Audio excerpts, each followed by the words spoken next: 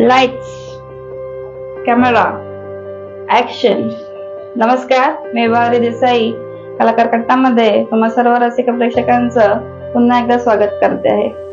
मित्रांनो, तुम्हाला नक्की समजलं असेल, आज आपल्या एपिसोडचे पाहुणे एक डायरेक्टर आहेत आणि त्यांच्याबरोबर आपण छान गप्पा मारणार आहोत. मी कलाकार कट्टाच्या मंचावरती श्री किरीट पटेल सरांचं मनापासून स्वागत करते. नमस्कार सर. थँक्यू. मी किरीट पटेल, तुमच्या सर्वांचा आभारी आहे. तुम्ही आज माझ्यासाठी इंटरव्ह्यू साठी आले. मी कलाकार कट्टांचा आणि सगळ्या आपल्या प्रेक्षकांचा पण आभार आहे की मला तुम्ही एवढं हे केलं आणि आज माझ्या इंटरव्ह्यू साठी तुम्ही आलेले आहे, त्याच्याबद्दल धन्यवाद. नक्की, खूप खूप स्वागत आहे सर तुमचं. सर, मला तुमच्यावर खूप छान गप्पा मारायच्या आहेत, कारण की तुमचं फील्डच इतकं इंटरेस्टिंग आहे. कारण की डायरेक्शन्स, अख्खी संपूर्ण जी फिल्म आम्ही पडद्यावरती पाहतो किंवा आपले सगळे प्रेक्षक आवडीने पाहतात, ती फिल्म एका डायरेक्टरच्या हातात असते. सो सगळ्यात पहिला प्रश्न असा आहे की डायरेक्शन हे क्षेत्रच का? बघा, सगळ्यांचे हे असतो लहानपासून की काहीतरी करायचं, एक फील्ड असते. तर मला पहिलं नाही होतं, पण काही सिच्युएशन असं झाले की मला ते आवडायला लागलं आणि मी हळूहळू एवढं बघलो की मला आता ह्याचं वगैरे काही सुचत नाही की हा एक डायरेक्शन. आणि मला एक मनात आहे की काहीतरी आपलं जे न्यू कमर्स आहे, स्ट्रगलर आहे, त्यांच्यासाठी काही करायचं. कारण एक टाइम मी पण स्ट्रगलर होतो. तर मी ते जेव्हा बघितलं तेव्हा मला वाटलं की नाही, मी स्वतः काय ना करू शकतो आणि काहीतरी हे स्ट्रगलर साठी करायचं आहे. आणि त्यासाठी मी या फील्डमध्ये एकदम मला पूर्णपणे आलो आणि आता देवाच्या कृपाने मी आणि तुम्ही प्रेक्षकांच्या कृपाने डायरेक्टर झालेलो आहे. सर, आता प्रेक्षकांना तर हळूहळू कळत जाणारच आहे आपल्या एपिसोड मध्ये की तुमचे काय प्रोजेक्ट आहे, तुम्ही काय काम केलंय. पण सर, साधारण हा जो प्रवास आहे डायरेक्शनचा, तो किती वर्षापूर्वी सुरू झाला? ऍक्च्युली बघायला गेलं तर मे बी 2005-06 ला मला सुरू झाला. ते तेव्हा मी असिस्ट होतो. म्हणजे ऍक्च्युली मी सेट वरती होतो. एक बोलतो ना, एक आर्टिस्टच्या ज्योती वाटे म्हणून आर्टिस्ट आहे, त्यांचा मी लाईक समजा, तुम्ही मला त्याचा असिस्टंट समजा किंवा बॉय समजा किंवा ड्रायव्हर समजा, त्या हिशोबाने मी हे चालू केलं. मग नंतर हळूहळू मग पुढे जात मी ह्या क्षेत्रात पूर्णपणे एकदम आलो. सर, मग तेव्हा जेव्हा तुम्ही म्हणालात आता 2005 पासून तुम्ही सुरुवात केली, मग तेव्हा साधारण कुठल्या प्रोजेक्ट वरती तुम्ही काम केलेलं आहे? कसोटी म्हणजे ऍक्च्युली डायरेक्टर नाही केलं मी तुम्हाला बोललं तर खरं. म्हणजे असं एक तुम्ही काही पण त्याला समजा की बॉय आहे, काय त्यांचं असिस्टंट आहे, त्या हिशोबाने मी चालू केलं. मी तिकडचं मी सगळं बघितलं की सिच्युएशन काय आहे, काय नाही, तिकडे काय होतं सेटवरती. मग मला देवाच्या कृपाने मला असं चान्स भेटला. मग नंतर मी 2-3 इंजिनिअरिंगचे असिस्ट म्हणून केलं. मग पार्थो बरोबर पण केलं मी त्यांच्या बरोबर, मला ते माहित असणार ते. आणि मग हळूहळू मी पुढे जात एवढं वाढत गेलो आणि मध्ये काहीतरी घरचं सिच्युएशन आलं की मला ब्रेक द्यायला लागलं. मग परत लॉकडाऊनला मी घरी होतो आणि ऍक्च्युली जे माझ्याकडे आठवडं होतं तर माझ्यापेक्षा माझ्या घरच्यांना जास्त हे होतं. आणि असंच लॉकडाऊनला बसलं होतं. तर माझ्या बहिणीची मुलगी आहे, तर मी म्हणलं असंच मी साधारण एक लुंगी आणि आपला टी शर्ट घालून, तर तुम्हाला साधारण लुंगी आणि टी शर्ट घालून बसलो होतो घरी लॉकडाऊनला. तेवढ्यात मी असंच फिरायला निघालो, माझ्या आत्याच्या घरी गेलो. तर आत्याची मुलगीची मुली आहे आणि माझी मी असंच बोललो, आता काय करू, एवढं कंटाळा आता लॉकडाऊन आहे. तर ते बोललं, मामा मी एवढी फिरली आहे, आपल्याच एक व्हिडिओ बनवून टाका ना.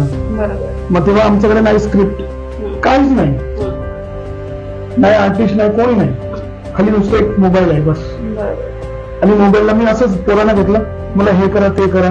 आणि ते एवढी छान म्हणजे हे निघाली ना स्टोरी आणि शॉर्ट मूवी निघून आली ना की आम्ही अक्षरशः विचार पण नाही केला होता की विदाऊट नाही लाईट नाही काय नाही, एडिटिंग पण आम्ही मोबाईल मध्येच केली आणि आम्ही ते नंतर युट्यूबला टाकलं.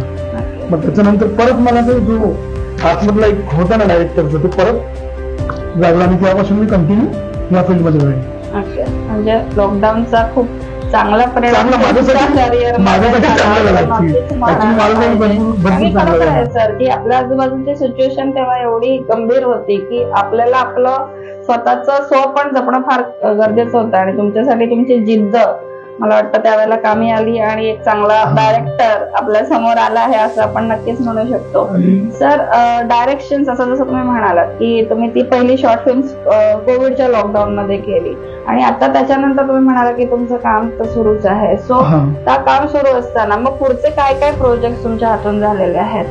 बघा, मी 5 मध्ये शॉर्ट मूवी आहे आणि आता हल्ली माझी स्वतःची वेब सिरीज आहे. शूट झालेलं कम्प्लीट, आता पोस्ट प्रोडक्शन चालू आहे. त्याचं नाव आहे धुवा आणि एक दुसरी आहे नीड द बॉय. त्याचा अर्धा शूट झालेला आहे. आता गणपतीनंतर पावसाळ्यामुळे आणि गणपतीनंतर शूट परत चालू करणार आहे. नक्कीच रसिक प्रेक्षकांना मी मुद्दाम इथे आवर्जून उल्लेख करू इच्छिते की सरांची धुवा ही खूप छान मूवी एक वेगळा विषय घेऊन लवकरच आपल्या भेटीला येत आहे.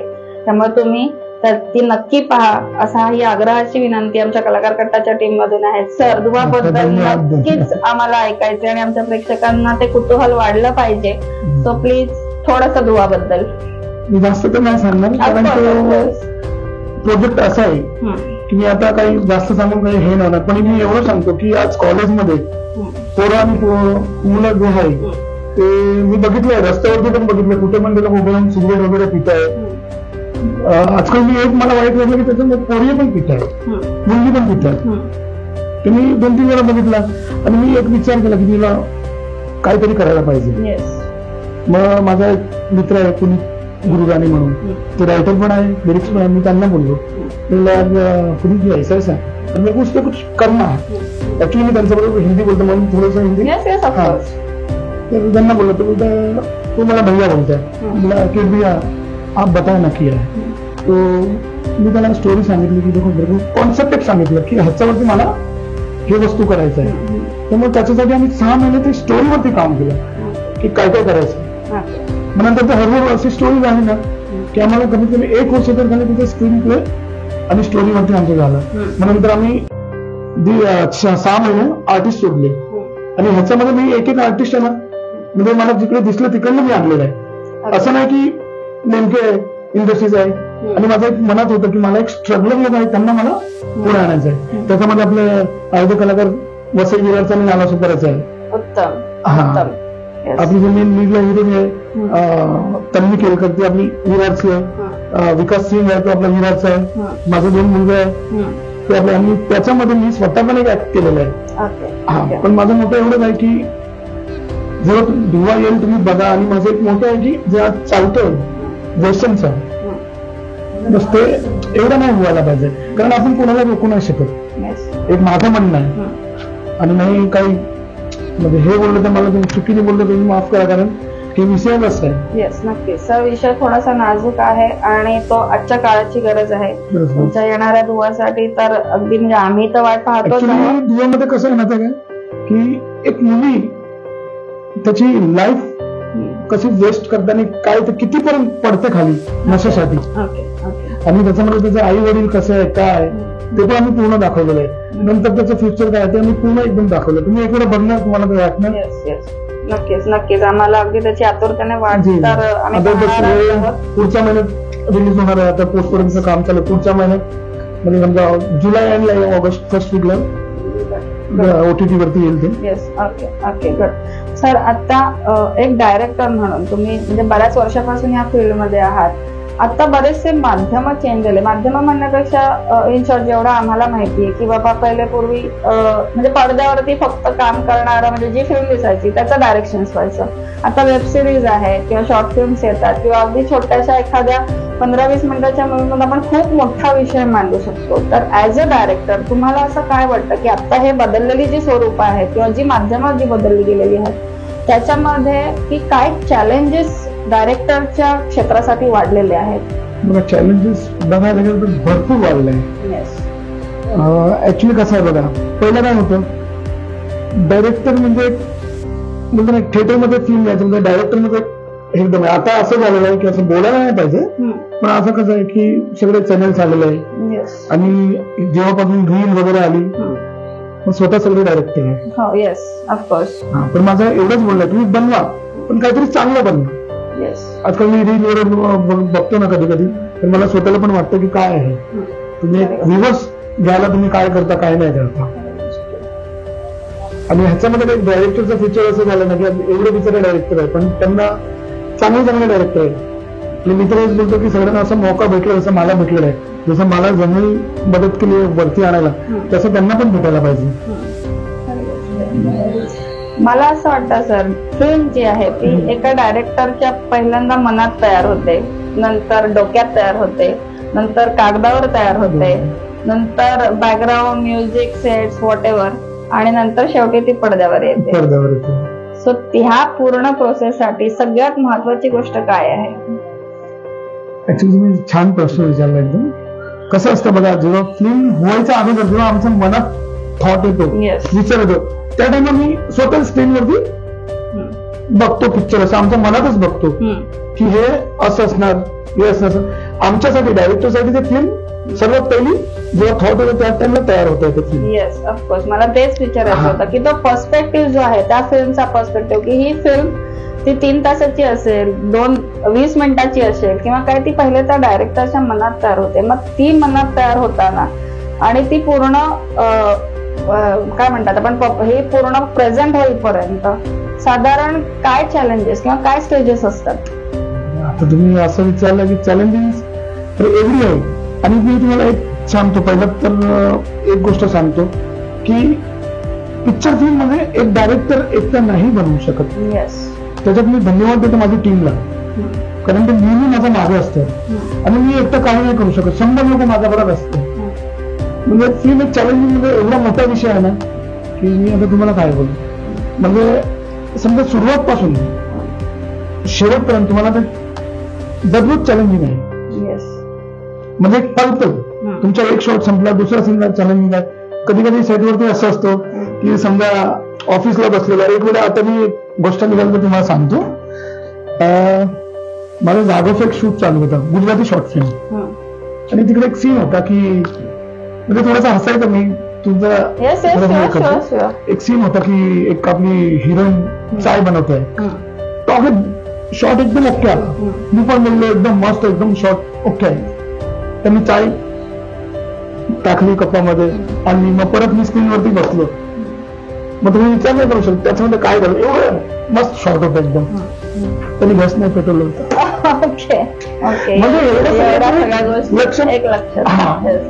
म्हणजे म्हणतात ना की ती डायरेक्टरला ती चौकस बुद्धी अगदी प्रत्येक सेकंदाला ठेवावी लागते. आताच एक मी तुम्हाला सांगतो, जस्ट दुवाचा सांगतो.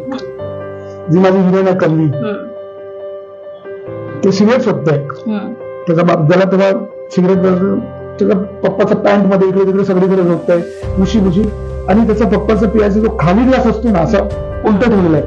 ते खाली ग्लास काचाचा असं करून बघते की त्याच्यात सिगरेट आहे काय. मग आम्ही जेव्हा ते बघितलं की ही ह्यांनी, आता तुम्ही विचार करा, काचाचा खाली ग्लास आहे, हा, त्यांनी उलटा करून बघितला. म्हणजे लोकांना म्हणजे एक एक सिच्युएशन, एक एक क्षण तुम्हाला ना हे होतं लक्ष. म्हणजे आता तुम्हाला एक आपण बोलतो ना की कधी कधी काय म्हणतो त्याला, मुंगी हातीला पण घोडा, कसं आहे ऍक्च्युली बघायला गेलं ना. कारण काय मिस झालं, पूर्ण पिक्चर हे झाला. आणि एक माझं मोठं पण नाही बोलतो, हे जबाबदारी माझी आहे. पण मी ह्यांचं म्हणजे आभार मानतो माझी टीमला, माझी डायरेक्शन टीमला. कधी कधी माझं लक्ष नाही गेलं ते पण मला बोलतात. मी त्यांना फ्रीडम दिलेलं आहे की मी कुठे चुकलो, तुम्ही बिंदास मला सांगा की सर असं आहे. आणि त्याच्यामध्ये माझे असिस्टंट मला एवढं चांगलं आहे ना बिचारे, कधी पण मला मी काही चुकलो किंवा माझं डीओपी येते मला सांगणार. माझे टीमचं मला पूर्ण एकदम साथ आहे, मी कुठे पण गेलो तर. अच्छा, okay sir. Behind the scene म्हणून लक्षात राहिलेला असा कुठला प्रसंग इतक्या मी आता तुम्हाला सांगितलंय दुवाचा, ते माझं एक लक्षात आहे. आणि दुसरं एक आपलं तुम्हाला मी हे दुसरं स्टोव्हवाला सांगितलं मी. हा, आता हे दुवामध्येच झालं. ऍक्च्युली काय झालं की जो आपला विलन आहे ना, तो एक दुकानात चोरी करतो. मग त्याला पब्लिकला मारताय, तर आम्ही त्याला मेकअप केलं होतं. इकडनं रक्त, इकडनं रक्त, पूर्ण एकदम रक्त नाही होता आणि तो पडलाच होता. तेवढ्यात एक माणूस तिकडनं असं जात होता, त्यांनी बघितलं आणि अरे बोलतो ऍक्सिडेंट बोला, ऍम्ब्युलन्स बोला, आणि त्यांनी अक्षरशः पूर्ण फुल हे करून टाकलं बोलता. आणि सगळ्यांना एकदम थोडासा तो गावाचा थोडा हे होता म्हणजे प्रमुख सरकार शिवीगाळा गेला म्हणजे हे काय पळा इधर मला आहे. मग नंतर आम्ही आलो आणि तेव्हा थोडंसं हसायला पण आलं आणि आम्हाला पण एक हे वाटलं की आमचं मेकअप आणि ह्याच्यावरती कॉन्फिडन्स अजून वाढलं की एकदम नॅचरल झाला होता तो सीन तो पण. आणि दुसरा पण एक सेम होता आपला माझा हिरोला एक बॉडी लागतं तेव्हा एक बाई पण सेम तसंच केलं आणि ते त्यांना डायलॉग पण नाही दिला तर ते स्वतः डायलॉग बोलायला लागली अरे बेटी रो मत हे ते म्हणजे कधी कधी एवढी कॉमेडी असते ना. येस सर, ह्या क्षेत्रामधली सगळ्यात मोठी अडचण काय आहे असं तुम्हाला वाटतं? बघायला गेलं तर अडचण एक एक स्टेप वरती आहे पण ते आपल्याला त्याला हे करायला लागतं. नाही तरी पण म्हणजे फॉर एक्झाम्पल एखादी मूवी तयार होते ती मार्केटमध्ये जाते 100 करोडचा बिझनेस करते पण ती मूवी त्या 100 करोड पर्यंत पोहोचताना तुम्ही आता 100 करोड आमच्या शुभेच्छा नक्कीच सर्वांच्या पण एक साधारण म्हणजे या क्षेत्रातली अडचण जे मेन मुद्दा म्हणजे आता ठीक आहे डायरेक्टर आहे त्याच्या मनात एक विचार आला किंवा ती फिल्म स्टार्ट झाली शूटिंग चालू आहे किंवा काही त्या सगळ्या प्रोसेस मध्ये सगळ्यात मोठी अडचण काय आहे असं तुम्हाला वाटतं? ऍक्च्युली बघायला अडचण मध्ये जेव्हा आम्ही फिल्म तयार करतोय तर आमच्याकडे बोलतो ना आपण बिल्डिंग एक बनवतो तर त्या टाइम आपण एक नुसती जमीन बघतो तसे मूवी बनवायला एक आम्हाला एक बेस पाहिजे आणि बघा बेस मजबूत आहे ना तर बिल्डिंग मजबूत आहे बस तो बेस आहे ना आमचा. हा आणि त्याच्यासाठी आम्हाला फायनान्शियल वगैरे म्हणजे एक तर आमचा बेस आहे एकदा बेस रेडी झाला की मूवी होता. हा मध्ये मध्ये अडचण येते कधी कधी आम्हाला कुठे कुठे परमिशन साठी अडचण देते कधी कधी काय होतो गावात जातो कधी आणि कुठे आम्ही कुठे सिटीला गेलो तर शूटला तेव्हा आम्हाला ऍक्च्युली मला सांगायला नाही पाहिजे कारण बघा रसिकांना शूटिंग बघायची आवड असते ते विचार येतात पण कधी कधी काय होतं कोण कोण थोडंसं अडचण वगैरे पण चालतं ते कारण आम्हाला पण माहिती आहे की बाबा आम्ही पण एकट्यांना रसिकच होतो आम्ही पण असं म्हणजे लपून कुठून हे ते अजून पण मला लक्षात आहे म्हणजे मी आय थिंक 9वीला काही 10वीला आणि मी भांडूपला राहायचो त्या टाइमला आमची बाजूची कंपनी आदित्य पंचोली आणि मिथून आले होते तर त्या टाइमला आम्ही म्हणजे झाडी होती त्याच्यावरती असं चढून गाडी वाकली आम्ही 5-6 जण खाली पडलो तरी पण एक म्हणजे बघायचं होतं बस. सर फिल्म क्षेत्र हे सगळ्यांसाठीच म्हणजे एक नॉर्मल माणसासाठी कायम कुतूहलाचं क्षेत्र आहे त्यामुळे त्याची क्युरियोसिटी ही नेहमीच प्रेक्षकाच्या मनात असते मग त्याच्यातले कलाकार असो त्या डायरेक्टर असो किंवा त्याचं शूट असो सगळंच. सर तुम्ही लाईफ मध्ये नक्कीच खूप अपडाऊन्स म्हणजे पाहिले आहेत आणि म्हणजे जी मूळ स्टोरी मला माहिती आहे तुमच्याबद्दल किंवा जी मी पर्सनली तुम्हाला ओळखते त्यामुळे त्याच्यावरती मी अगदी तुमच्या अपडाऊन जवळून पाहिले त्यामुळे मला माहिती आहे की तुम्ही बऱ्याच गोष्टीतून गेला आहात. सो त्याच्यानंतर हा धुवा अपकमिंग प्रोजेक्ट आणि म्हणतो ना की आपण पुन्हा बॅक टू त्या जॉनर मध्ये येतो किंवा आपण ते आपलं पॅशन फॉलो करतो मग ह्या अडचणींवरती एवढा मात करून लाईफ मध्ये पुन्हा उभं राहताना एक डायरेक्टर म्हणून आमच्या शुभेच्छा सर तुमच्या पाठी नेहमी असणार आहेत पण आमच्या रसिक प्रेक्षकांसाठी एक लाईफचा लेसन म्हणून जर तुम्हाला काही सांगावं असं वाटलं तर तुम्ही काय सांगाल?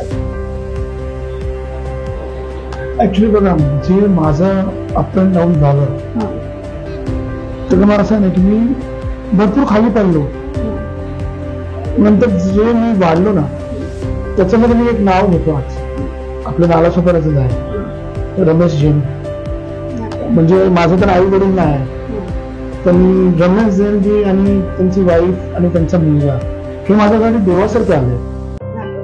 मी त्यांना त्यांच्याकडे कामाला पण होतो आणि त्यांनी मला आणि माझ्या घरच्यांनी माझं दोघं मुलगा माझी वाईफ इव्हन माझे सासू सासरे ह्यांनी मला असं उचललं ना की नाही तू मागे नको परत म्हणजे मी कधी कधी वेळासारखं गाडीमध्ये पण बसून ना स्क्रिप्ट लिहायचो आणि अक्षरशः मला माझ्या ऑफिसला पण बोलले बोलते हा वेळा झालेला आहे कुठे पण काय पण करतो. मला ओळखलं कोणी माझ्या भावानी रमेशभाऊनी ओळखलं त्यांचा मुलगा धर्मेश त्यांनी ओळखलं आणि माझ्या घरच्यांनी ह्यांनी सगळ्यांनी मला सपोर्ट दिला की काय पण असो आता तू करतोय ना मागे नको बघू आणि मला एवढी म्हणजे हिंमत दिली आणि मी रसिकांना एवढं सांगतोय की कधी पण आपण डाऊन आलं लाईफ मध्ये भरपूर होतं पण जे तुमचं ध्येय आहे ते तुम्ही म्हणजे कधी हे नको करू काय बोलतो तुला हार नको मानू बस तुम्हाला जे आहे करायचं म्हणजे करा, एक दिलाच नाही की आम्हाला करायचं आहे. डोक्यात सगळ्यांना येतो मला हे करायचं ते करायचं, पण आतमध्ये एक फील येतं ना, जेव्हा तुम्हाला फील आली ना तर बस तुम्ही ती हेच करा की हा बाबा मला हेच करायचं. मग ते किती पण अप अँड डाऊन असू द्या. आज माझं तर तुम्हाला माहिती आहे कसं अप अँड डाऊन, मी काय काय कुठून कसं आलेलो आहे आणि कसं, आणि ज्या टाइमला माझं धुवा स्टार्ट व्हायचा अगोदर मला काय काय झालं. आता मी तुम्हाला धुवाचा एक छोटासा किस्सा सांगतो. धुवाचं सगळं माझं प्री प्रोडक्शन झालं, आर्टिस्ट झालं, रेडी झालं, सोडायला शूटिंग आहे. चौथ्याला माझ्याकडे 1200 रुपये खिशात. बोला तुम्ही आज तुम्हाला गोष्ट निघाली म्हणून सांगतो, तरी पण मी हार नाही मानली. म्हणून नाही 15ला आर्टिस्ट सगळे आले, भेटले, आम्हाला निघायचं गुजरातला शूटिंगला. पण माझ्या मागे मी जसं बोललो की देवासारखे आहे लोक, म्हणजे एकदम त्यांनी बोललं तू घाबरू नको, आम्ही आहे, बस तू तुझं शूटिंग चालू कर, पैसे तुला येणारच आहे. आणि मी एक धन्यवाद बोलतो माझा देवाचा प्रोड्युसर राहुल जाधव, जे ठाण्याला राहुल जाधव, त्यांनी मला प्रोड्यूस केला या पिक्चरला. खाली एका मित्रामुळे ओळखी झाली आणि त्यांनी मला ते दिवासाठी पुश केलं की नाही मी आहे, तू कर बस. आणि बघा त्यांनी त्या दिवसापासून आजपर्यंत मला कमी द्यायला होली आणि माझा दिवा प्रोजेक्ट आता संपायला आला. नक्कीच नक्कीच सर, तो धुवा प्रोजेक्टची अगदी म्हणजे वाटतं आम्ही पाहतोच आहोत आणि तो अगदी तुम्हाला भरभरून यश देव या कलाकार कट्टाच्या टीम कडून आम्ही तुम्हाला शुभेच्छा देतो. मित्रांनो, प्रत्येक मनुष्य काहीतरी कला घेऊन जन्माला येतो आणि आपल्या आयुष्याचं डायरेक्शन त्या हुनरवरती करतो. आपल्या आयुष्याची दिशा त्या हुनरला घेऊन देतो आणि आपल्या आयुष्यामध्ये यशस्वी होतो. त्यामुळे आपल्या आयुष्याला अशीच एक योग्य आणि पॉझिटिव्ह दिशा देत राहा.